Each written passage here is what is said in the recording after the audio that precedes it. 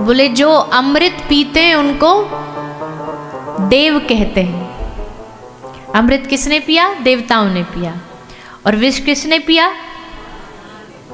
तो जो अमृत पीते हैं उसको देव कहते हैं, जो विष पीते हैं उनको महादेव कहते हैं, और जो रोज रोज पीते हैं उनको पतिदेव कहते हैं। रोज टुन्न होके आ जाते हैं फिर नहीं उनको कुछ होश भी रहता। मैया को बहू और बहू को मैया बोलने लग जाएंगे, कुछ नता पता नहीं है। शराब पी को तो आदमी की ऐसी हालत हो जाए, चूहे को भी पिला दो ना तो वो भी बिल्ली को बोले आ मैं तुझे खाऊं, ऐसा बावरा हो जाता है। स्व को भुला देता है। ये नशा बड़ी बुरी चीज है। स्व को, अपने आप को भुलवा देता, अपनी पहचान भुलवा देता। तो भैया हम तो यही कहेंगे, कम से कम, वैसे तो सारी दुनिया ही इससे मुक्त होनी चाहिए। कौन सा मजा रखा है इसमें, कौन सा रस रखा है, भगवान ही जाने क्या रस मिलता है। अब वो तो हम क्या कह सकते हैं उस बारे में, पर इतना तो मान लीजिए कि जो तीर्थ हैं उन तीर्थों में ये सब होगा। क्या मुंह दिखाएंगे हम दुनिया को, क्या विश्व को कहेंगे कि भारत विश्व गुरु है। देखो, तो ऐसी जगह तो हमें लगता है कि ये सब चीज़ें बिल्कुल होनी ही नहीं चाहिए, इन सब का प्रवेश ही नहीं होना चाहिए। और बाकी चीज़ों में भी हमें थोड़ा सतर्कता धाम में बरतनी चाहिए। तो ये सुंदर सृष्टि भगवान ने बनाई, इसलिए बनाई ताकि आप हम सब इस विश्व में भगवान का स्वरूप समझ के रह सके। अगर पेड़ कटेंगे इसका मतलब भगवान का ही अपराध हो रहा है, गाय कटेंगी इसका मतलब है भगवान का ही अपराध हो रहा है। भगवान की प्रकृति से छेड़छाड़ करने का मतलब है, जब प्रकृति से छेड़छाड़ करोगे ना, आज तो ये गंगा बड़ी धीमी धीमी गति से बह रही है, लेकिन जब ये विकराल रूप धारण करती है सारा विश्व कांप उठता है, सारा विश्व थर थर कांपने लगता है जब गंगा मैया अपने रुद्र रूप में आती हैं। और उसका कारण क्या है, क्यों गंगा मैया रुद्र रूप में आती हैं, क्यों ये सब आपदाएं आती हैं, जानते हो? इसका मूल कारण भी हम लोगों के द्वारा किए गए खुद के पाप हैं, अपराध हैं। हम जो अपराध करते हैं, जो पाप करते हैं, उनका परिणाम कहीं ना कहीं प्रकृति फिर लेती है। और जब लेती है तो प्रकृति की मार बड़ी गहरी होती है। इस भूमि ने तो कितनी बार ये प्रकृति की आपदाओं को झेला और हर वर्ष झेलते हैं। उसका मूल कारण है, पृथ्वी पे जब पाप बढ़ते हैं तो ये सारी प्रकृति कांपने लग जाती है। गंगा मैया रुद्र रूप में आ जाएंगी। पृथ्वी माता कांपने का मतलब है भूकंप, कहीं लैंडस्लाइड हो गया, कहीं कुछ हो गया। ये सब हमारे पापों का परिणाम है, हमारे अपराधों का परिणाम है। आप उससे बचेंगे तो ये सब आपदाएं भी कम होंगी। हम जीव पशु पक्षियों को मारते हैं, हम गौ माता की हत्या करते हैं। गौ माता आज भारतवर्ष में सुरक्षित हैं क्या? देखो क्या दशा है गौ माता की। जिन जिन चीजों को हमने माँ बोला ना, उन्हीं को बर्बाद किया। पूरे विश्व ने गाय को माँ नहीं बोला, बस अकेला भारत ने नारा दिया, गावो विश्वस्य मातरः, गाय हमारी माँ है। और उसी देश में, गाय को माँ कहने वाले के देश में, कब से लोग गाय को मारने पर उतारू हो गए, समझ ही नहीं आया। सुबह सुबह उठ करके गाय को चारा खिलाने वाला मन कब से गौ हत्या पर उतारू आ गया। सुबह सुबह उठ करके हमें ये सिखाया जाता है, पहले गाय को आटा दे करके आओ, एक रोटी दे के आओ, ऊपर छत पे पक्षियों को दाना डाल के आओ, चींटियाँ होंगी उनके लिए कुछ रास्ता में डालाओ, कबूतर होंगे उसके लिए दाना डाल दो। ये शिक्षा सनातन परंपरा में दी जाती थी, ना कि वो गाय कत्ल खाने में कटे, ना कि वो गाय सड़कों पर प्लास्टिक पन्नी पॉलिथीन खाती हुई घूमे। तो भैया पीड़ा बहुत है हृदय में, इसलिए बात बोलना जरूरी पड़ जाता है कि आज सात्विक लोग नहीं समझेंगे, सत्संगी लोग नहीं समझेंगे तो दुनिया में बदलाव लाएगा कौन? बुरे तो वैसे ही अपने बुरे कामों में लगे हुए हैं, पर कम से कम जो सत्संग से जुड़े लोग ये तो कुछ अच्छा करें, ये तो कुछ बचाव करें, ये तो कुछ सेवा करें प्रकृति की, गौ माता की।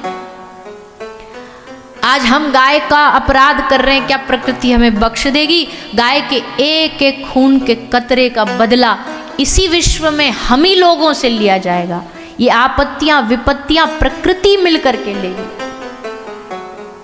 आज सुबह गंगा आरती हो रही है, आज शाम को गंगा आरती हो रही है, दूसरी तरफ उसी समय कत्ल खानों में गाय काटी जा रही हैं। क्या गंगा मैया आरती स्वीकार करेंगी?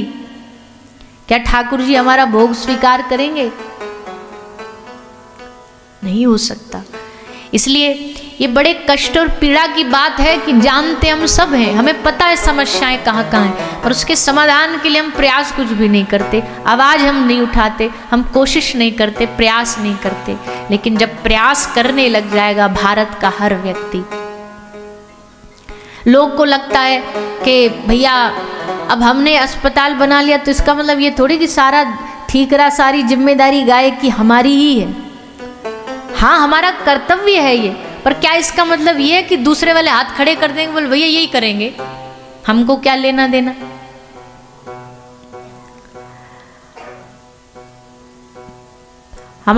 हम तो नहीं बात करते, पर हमें हमारे टीम वाले बताते हैं, ऑफिस कॉल सेंटर है, पूरे अस्पताल के बोर्ड्स लगे हुए हैं 100-200 किलोमीटर तक। लोग फ़ोन करते, कोई गाय बीमार होती है तो फ़ोन ऐसे करते जैसे हम पे कितना बड़ा एहसान कर रहे हो। भैया यहाँ गाय है, ले करके जाओ, क्यों नहीं आ रहे तुम लोग? वो किसी कारण से बोलेंगे भैया हमारी गाड़ी 8-10 हैं, वो सब लगी हुई हैं, बाहर गई हुई हैं, गाय को खोल रखा है अस्पताल, जब आना नहीं तो पैसा खा रहे हो दुनिया का। और अब तो क्या बताएं आपको, खुल के क्या बोले, लोग क्या क्या बोलते हैं। लेकिन हमको उससे कोई विषय नहीं है, फर्क नहीं है, क्योंकि सेवा का तो काम ही है, सुनना तो पड़ेगा ही। अच्छे काम में कभी ऐसा नहीं हो सकता कि आपको गालियां ना पड़े, वही आपको मजबूत बनाती हैं। लेकिन हमको ये सोच के कभी कभी अचंभा आता है कि बताओ, पैसा लगाना छोड़ो, मेहनत करना छोड़ो, शरीर से सेवा करना छोड़ो, आदमी केवल एक फोन करने में भी कितना एहसान दिखा रहा है कि उसने ये बताया है कि यहाँ एक गाय बीमार पड़ी है। और क्या इतनी सेवा तुम नहीं कर सकते कि तुम्हारे पास भगवान ने इतना सामर्थ्य न दिया कि 5 किलोमीटर दूर से तुम किसी वाहन से लेकर के उस गाय को अस्पताल तक ले आओ? बस इतना ही तो करना है। लेकिन उसको भी करने से ज़्यादा हम जो कर रहा उसको एहसान दिखाते हैं। खैर, अब तो हमें आदत पड़ गई है, पहले तो हमको भी थोड़ा थोड़ा दुख पीड़ा लगती थी जब हमें ये सब बातें पता लगती थी कि भाई हम सेवा कर रहे हैं और देखो लोग कैसा उसका। अब तो हमें आदत है, अब तो हमको पता है कि ये गालियाँ खाना तो रोज का काम है, और इससे हमारी सेवा रुकनी भी नहीं है। हमें और उत्साह मिलता है सेवा वर्धन करने का कि जो उल्टा सीधा बोलते हैं उनको ये बताया जाए, उनको समझाया जाए, भैया सेवा किसी स्वार्थ सिद्धि के लिए नहीं होती, सेवा किसी नाम बड़ाई के लिए नहीं होती, सेवा किसी अपने आप को अवार्ड दिलाने के लिए नहीं होती। हमें कोई इससे अवार्ड नहीं मिल जाएगा, हमें कोई इससे प्रसिद्धि नहीं मिल जाएगी, हमें कोई टैगलाइन नहीं चाहिए कि भाई देखो ये गौ माता की सेवा करते हैं। हमें बस इतना पता है हमारे प्रयासों से अगर एक गाय भी बीमारी से बच जाती है, रोगों से बच जाती है, तो तुम्हारा अवार्ड मिले न मिले, हमें ठाकुर जी का आशीर्वाद जरूर मिलेगा। और उसके लिए हम सेवा करते हैं, किसी की वाहवाही के लिए नहीं करते। कोई हमें वाहवाही कर दे, कौन वाहवाही कर सकता, और कर भी क्या सकते। हम गाय की रक्षा, हम होते कौन है करने वाले? गाय हमारी रक्षा करती है, उसने हमें पाला है, हम क्या गाय को पालेंगे? पर ये सब चीज़ें समझदारी की हैं, समझने की हैं। और जैसा आपको बताया, हमें तो बड़ी ठाकुर जी की कृपा से तन मन धन हर प्रकार से दिन रात हम इसी सेवा में लगे हुए हैं। जब 2013 में यहाँ बड़ा भयानक आपदा आई थी ना, उसी समय ये हॉस्पिटल भूमि पूजन किया गया था। हमें आज भी याद है, 7 दिन की वहाँ कथा हुई थी। हरिद्वार के सब बड़े बड़े महापुरुष आने वाले थे उस कार्यक्रम में, हॉस्पिटल के भूमि पूजन में।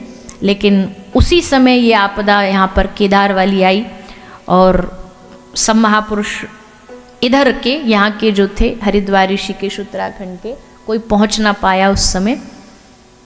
तो 2013 में इस अस्पताल की शुरुआत हुई, जुलाई माह में, और उसके बाद तब से ये चलता अस्पताल आ रहा है।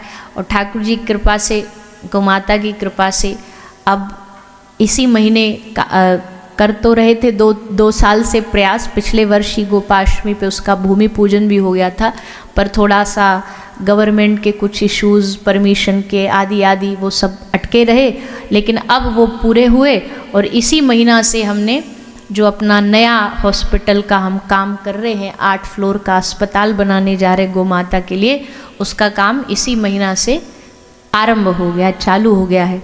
भगवत कृपा से बहुत जल्द भारतवर्ष के वृंदावन की उस भूमि पर एक ऐसा अस्पताल बनाया जाएगा जिससे लोगों को ये बात समझ में आए कि भैया गाय केवल पशु नहीं है, गाय की सेवा जैसे हम इंसानों की करते हैं उससे बढ़कर के गौ माता की सेवा होनी चाहिए। आज तक लोगों ने भगवान कृष्ण का मंदिर देखा, राम का मंदिर देखा, महादेव का मंदिर देखा। हम इस अस्पताल में पहली बार गौ माता का मंदिर बनाने जा रहे हैं जहाँ जीवित गाय रहेंगी और उनकी पूजा जैसे ठाकुर जी की पूजा होती है सुबह दोपहर शाम भोग आरती, वैसी सेवा वैसी पूजा उस मंदिर में गौ माता की जाएगी। क्यों? क्योंकि उनमें 33 कोटि देवता विराजे हैं। अलग अलग कब तक सबको नहलाओगे धुलाओगे भोग लगाओगे? तो इससे अच्छा हम गौ माता की सेवा करेंगे तो उसी संकल्प से सारे देवी देवताओं की सेवा उसी में हो जाएगी। तो ये संकल्प हमने लिया ठाकुर जी कृपा से और बहुत सब लोग बढ़ चढ़ के उसमें आगे भी आ रहे हैं। और संकल्प यही है कि 2-4 आगे आने वाले सालों में इस संकल्प को हम पूरा करें और वृंदावन की धरती पर हम विश्व का सबसे श्रेष्ठ, जहाँ गौ माता की पूरी सुविधाओं के साथ ट्रीटमेंट इलाज हो सके, ऐसा अस्पताल बने। उद्देश्य केवल गाय की रक्षा है, गाय की महत्वता दुनिया को बताना है, समझाना है कि जैसे हमें अपनी ध्यान रखती है, हमें अपना ध्यान रहता है। कोई रोग है, इस डॉक्टर को दिखा लिया, बड़े से बड़े अस्पताल में चले, गाय बेचारी कहाँ जाएंगी? कोई अस्पताल ही नहीं है उनके लिए, कोई हॉस्पिटल ही नहीं है उनके लिए। अन्य जीव कहाँ जाएंगे? कुत्ता बिल्ली कहाँ जाएंगे? रोड पर पड़े हैं, बीमार हैं, कहाँ जाएंगे? तो उसके लिए इस अस्पताल का निर्माण किया गया। तो हमारे कहने का मतलब है कि भाई अपने आप की रक्षा करनी है तो गाय की रक्षा करो, प्रकृति की रक्षा करो, धर्म की सेवा करो, ताकि हमारी भी रक्षा हो सके।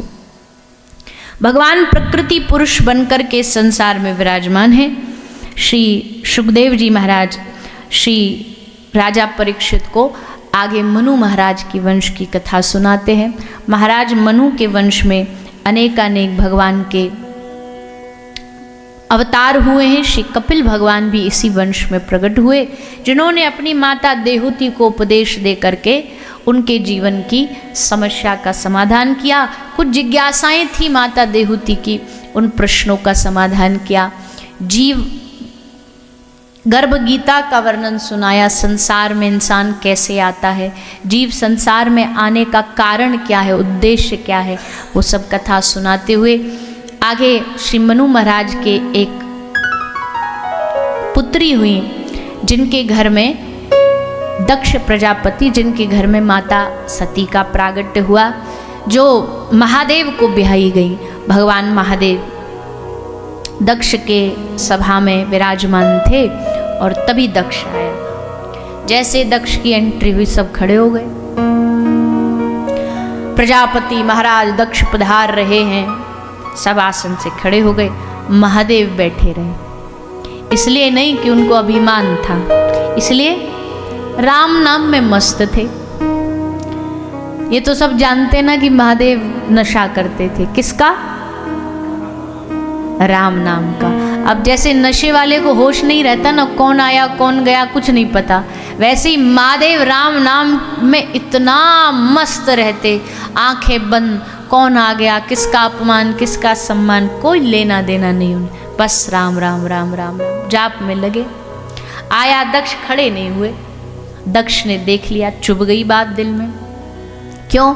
अभिमानी तो था ही, और अभिमान ये नहीं देखता कि मुझे देख के कितने लोग खड़े हुए, अभिमान ये देखता कौन कौन नहीं खड़ा हुआ, कौन कौन ने हाथ ना जोड़ा मेरे सामने, कौन किस किस ने मुझे प्रणाम नहीं किया। अभिमान उस पे ध्यान देता। तो जैसे देखा कि महादेव खड़े नहीं हुए, दक्ष को बड़ा गंदा लगा, और उसने महादेव को खूब सुनाना शुरू किया। महादेव चुप रहे। अमृत पी ले वो बड़ा नहीं है, अमृत पचा ले वो बड़ा नहीं है, पर जो विष को भी पचा ले। प्रशंसा पचाना आसान है ये तो नहीं कहेंगे, वो भी थोड़ा मुश्किल है, लेकिन अपमान जो पचा जाए वो अपमान पचाने वाला बड़ा श्रेष्ठ है। अब भैया वाहवाही मिल रही हो, तालियां बज रही हो, माला पहनाई जा रही हो तो सबको बढ़िया लगता है, पर गालियां पड़ रही हो फिर भी वो आदमी मुस्कुराए, वही महादेव है। खूब गालियां दी गई, महादेव चुपचाप ऐसी है मुस्कुराते रहे। सभा स्थगित हुई, उठ के चले गए। पर दक्ष का पेट नहीं भरा अभी अपमान करके, उसको लगा अभी कुछ कमी रह गई, अभी कुछ गड़बड़ रह गई, अभी और अच्छे से करना। और अच्छे से कैसे करना? एक यज्ञ किया। जिस यज्ञ में सबको बुलाया, महादेव को नहीं बुलाया। सब देवताओं को इनविटेशन कार्ड पहुंचे, महादेव को ना पहुंचे। देवता जा रहे हैं यज्ञ में। और देखो सुनो, दक्ष के यज्ञ में जाने के बहुत सारे रोड थे, आकाश से कहीं से भी जाया जा सकता था विमान लेकर के, पर देवता भी देवता ही हैं। सबरा विमान घुमा घुमा के कैलाश के सामने से लेकर के जा रहे हैं। देखो तुम्हें नहीं बुलाया। ये बुद्धि बड़ी विचित्र है। ये बुद्धि इंसानों की नहीं, देवताओं में भी यही सिस्टम है, वहां भी यही गड़बड़ झाला चलता है। ये बनाया ही भगवान ने सिस्टम ऐसा है। हमको न्योता आ जाए और किसी हमारे चाहने वाले को न्योता नहीं आए ना, तो उसके नोच नोच के उसको सुनाएंगे। भैया ने थोड़ा हमारे घर का ध्यान रख लेना, हम जा रहे हैं। कहाँ जा रहे हैं? उनके फलाने के दावत का नोट तुम्हें नहीं आया क्या? उनको इन्फॉर्मेशन दे रहे होते हैं कि तुम्हें नहीं बुलाया, हमें बुलाया गया। देवता वही रास्ता पर निकल निकल के जा रहे। मैया पार्वती ने देखा बड़ा आज ट्रैफिक जाम लग रहा है कैलाश के बाहर, विमान पे विमान निकले जा रहे हैं। मैया भगी भगी बाहर आई, बोल क्या हो रहा, कहाँ जा रहे हो सारे? बोले आपको नहीं पता? अरे आपके पिताजी के यहाँ यज्ञ और आपको कोई सूचना नहीं। अब यह पुत्री तो पुत्री है। माता पार्वती ने बात को संभाला। अरे कैसी बात कर रहे हो, बताए मुझे, आया था न्योता, वो तो काम धंधे में जल्दबाजी में दिमाग से निकल गया कि आज का यज्ञ है। चल नहीं रही हैं आप? बोले चलो चलो आप पहुंचो, हम आ रहे हैं। तैयार होकर के तुरंत पहुंचते, सब चले गए। मैया पार्वती आई, महादेव से बोली प्रभु स्वामी चलिए तैयार हो जाए, चलना है। वो कहाँ चलना है? पिताजी के घर यज्ञ है। महादेव बोले पहले कार्ड दिखाओ। सबको न्योता आया, तुमको आया कि नहीं आया? मैया बोली पिता के यहाँ कोई न्योते की जरूरत होती है? पिता के यहाँ, मित्र के यहाँ, गुरु के यहाँ न्योता नहीं चाहिए होता है। प्रेम स्नेह से जाया जा सकता, बिन बुलाए भी जाया जा सकता है। महादेव ने कहा बिल्कुल जाया जा सकता, पर शर्त है अपमान ना हो तो। अगर वो यज्ञ ही अपमान के लिए रखा गया हो तो वहां जाकर के क्या लाभ? देवी बोली मैं तो जाऊंगी। महादेव बोले ठीक है। और वैसे भी महादेव तो पहले ही माता पार्वती को त्याग चुके थे, क्योंकि वो माँ जानकी का रूप धारण करके परीक्षा लेने चली गई थी। महादेव ने कहा अब तूने मेरी माँ का रूप धारण कर लिया, अब आज से ये संबंध माँ का ही रहेगा। इसलिए अब वो समय आ गया। माता पार्वती नहीं मानी, आ गई यज्ञ में। और यज्ञ में आकर के जब वहाँ से तो समझी नहीं महादेव की बात, लेकिन यहाँ देख न पाई। सब भगनी बहनें देख देख करके पार्वती को हंस रही हैं। किसी ने पूछा तक नहीं तो कैसी है, तेरा गृहस्थ कैसा है, पति कैसा है। सब देख देख करके दूसरी तरफ मुख करके निकल गई। पिता को भी देखा, सबके लिए यज्ञ का स्थान दिया गया, पर महादेव के लिए कोई स्थान नहीं है। माता पार्वती ये अपमान सह न सकी और यज्ञ कुंड में अपने आप को समर्पित कर दिया। भगवान के गणों ने देखा तो विध्वंस मचा दिया, पूरे यज्ञ को नष्ट करने लगे, देवताओं में युद्ध होने लगा। भगवान महादेव को किसी ने आकर के बताया कि माता पार्वती यज्ञ में समर्पित हो गई हैं, समा गई हैं। जैसे महादेव ने सुना, जटा फेंकी, एक वीरभद्र नाम का गण प्रकट किया। वीरभद्र आया, उसने पूरे यज्ञ में तबाही मचाई। जिन्होंने अपमान किया था, महाराज दक्ष का सर भी धड़ से अलग कर दिया। हाहाकार मच गया, प्रजापति दक्ष का सर धड़ से अलग हो गया। अब क्या करें? बोले भैया एक ही रास्ता है, जिन महादेव के इस रौद्र रूप ने पूरा तांडव मचाया है, उन्हीं महादेव की शरण में चलो। तब सब देवता महादेव की शरण में आए, सब ने आके महादेव से क्षमा मांगी और महादेव ने कृपा करके बकरे का सर दक्ष के सर पर लगाया और उस पर कृपा करी है। ऐसे भगवान महादेव की कथा श्री सुखदेव जी श्रवण कराते हैं। आगे श्री ध्रुव जी महाराज की कथा आई। ध्रुव जी महाराज भगवान की तपस्या करने, कथा आप सब जानते ही होंगे, किस प्रकार माता ने अपमान, पिता ने अपमान किया, सौतेली माँ ने भी अपमान किया, गोद में बैठने न दिया। तो माँ सुनीति ने कहा कि बेटा जा वन में भजन कर, भगवान को प्राप्त कर। भजन करने निकले। भजन करने के लिए नारद जी ने उनको भूमि बताई कि श्री वृंदावन धाम में जा कर के तपस्या करो। देखो भैया, हम बैठे तो हैं ऋषिकेश की भूमि पर। ऋषिकेश, हरिद्वार, दुनिया के जितने भी तीर्थ भूमि हैं, सब भूमि को प्रणाम करते हुए, पर हम दुनिया में कहीं भी जाएं, वृंदावन तो हमारे दिल में ही साथ चलता है। तो वृंदावन को हम भूल नहीं सकते, क्योंकि वो माटी हमारी अपनी माटी है, अपनी धरती है।